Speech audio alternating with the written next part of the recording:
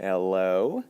Today we're going to answer the question, how do we know if a relation is a function? So first of all, let's get some definitions out of the way. All right, a relation is a mapping or pairing of input values and output values. And this mapping, all that means is like this x goes to this y. Like just like a map tells you where to go, the relation tells our inputs where they should go. And then we have function. A function is a relation, okay? But it's a relation for which each input has exactly one output. So each input gets one output.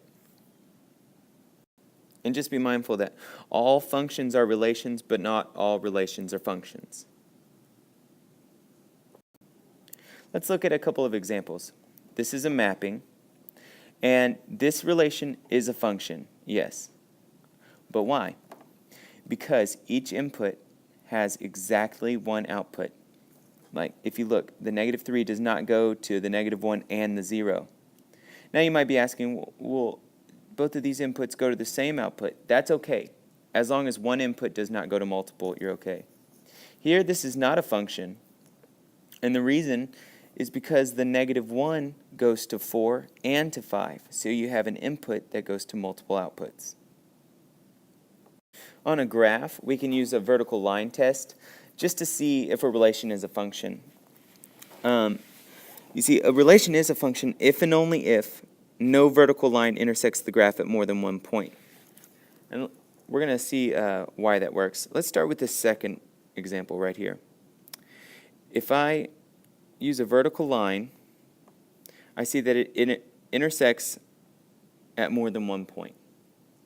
So whenever we think our x values, like our domain, are our input, so this x value has two different values in the output, in the range. So each input is supposed to only have one output. This has two. So this is not a function, no. But see, in the first example, you could draw all these vertical lines, and it's only going to hit the graph once. So yes, this relation is a function. In my last example, as long as I draw vertical lines through the points, and look right here, this input has multiple outputs. So no, this is not a function. All right, now let's jump into how do we find the range whenever we're given a specified domain. So what am I saying here? What are our domain values typically? Those are our x values. And so we're trying to find the range, so we're trying to find those y values. And this is given to us in function notation. Function notation you typically see as f of x.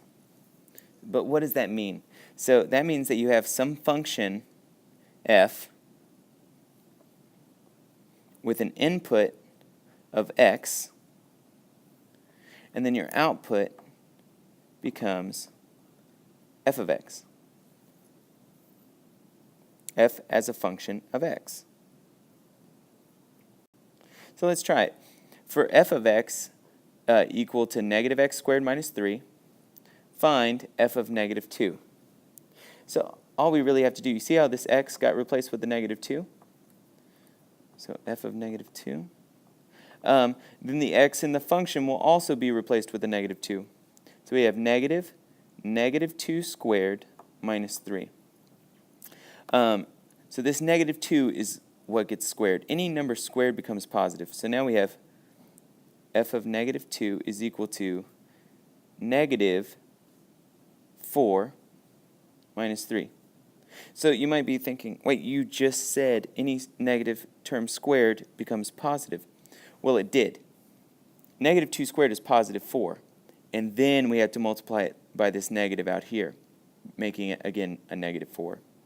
So f of -2 is equal to -7. In that last example, we were only asked to find f of -2. Now, if I'm given the domain of 0 and 3, and I want to find the range, well, then I'll have to find f of 0 and f of 3.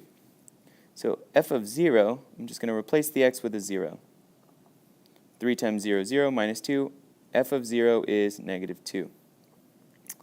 For this other one, there'll be f of 3 equals 3 times 3 minus 2. So f of 3 is 9 minus 2, 7. So whenever I was given the domain of 0, 3, I got a range of -2 and 7. I'm sorry I can't draw those brackets. All right, and that's all for the notes today.